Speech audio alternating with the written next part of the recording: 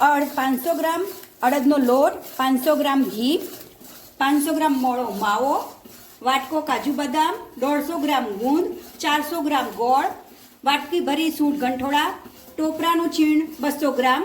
આ બધું ભેગું કરીને અડદિયો પાક બને છે. અડદનો લોટ કરકરો લેવાનો છે. તેને આવી રીતે 20 મિનિટ સુધી એનો કલર ચેન્જ થાય ત્યાં સુધી શેકવાનો છે. હજુ થોડો લાલ થાય પછી આપણે મોળો માવો નાખી પછી આપણે પાછું શેકીશું. જ્યારે લોટ આટલો શેકાઈ જાય, મેં લોટને ધાબો નથી દીધો, માટે જ્યારે આટલો લાલાશ પડતો શેકાય ત્યારે એમાં 1 વાટકી જેટલું દૂધ એડ કરવું, જેથી માવા જેવી કણીઓ પડી જશે અને અડદિયું એકદમ સોફ્ટ બનશે.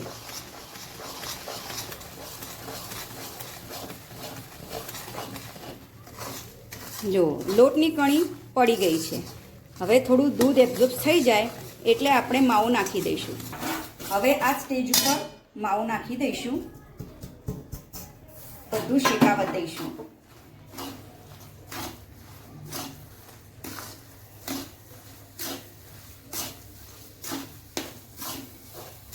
માવો અને લોટ આવું શેકાઈ જાય ત્યારબાદ કઢાઈમાં ફરીથી ઘી લઈ અંદર ગોળ ઉમેરી પાયો કરી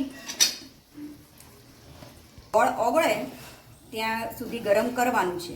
ગોળ ઓગળે ત્યારે આવી રીતે જ્યારે થોડો એકરસ થઈ જાય ગોળ, એટલે એમાં સૌ પ્રથમ આપણે ગેસની ફ્લેમ સ્લો જ રાખવાની છે.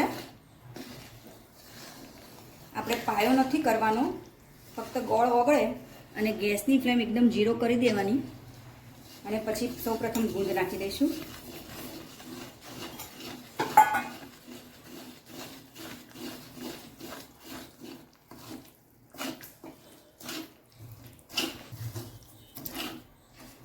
ગુંદ નાખ્યા બાદ કાજુ બદામ નાખી દઈશું, સૂંઠ ગંઠોડા નાખી દઈશું,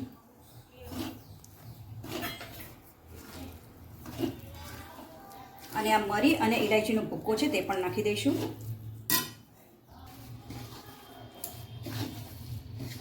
આ બધું નખાઈ જાય ત્યારબાદ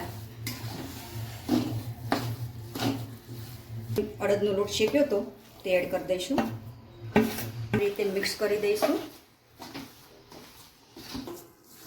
આવી રીતે બધું મિક્સ કરી દેવાનું છે. પહેલાં અડદનો લોટ અને બધા મસાલાને, ગેસની ફ્લેમ સ્લો છે હજુ પણ.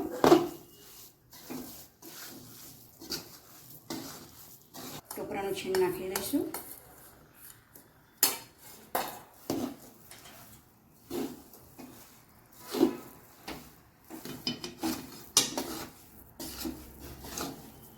આવી રીતે ટ્રેમાં ઠારી એને 2 કલાક ઠરવા દેવાનો છે. ત્યારબાદ એના કટકા કરવાના છે. પીસ પાડીને તમને દેખાડું કેટલો સોફ્ટ બન્યો છે. જુઓ કેટલો અંદરથી સોફ્ટ બન્યો છે.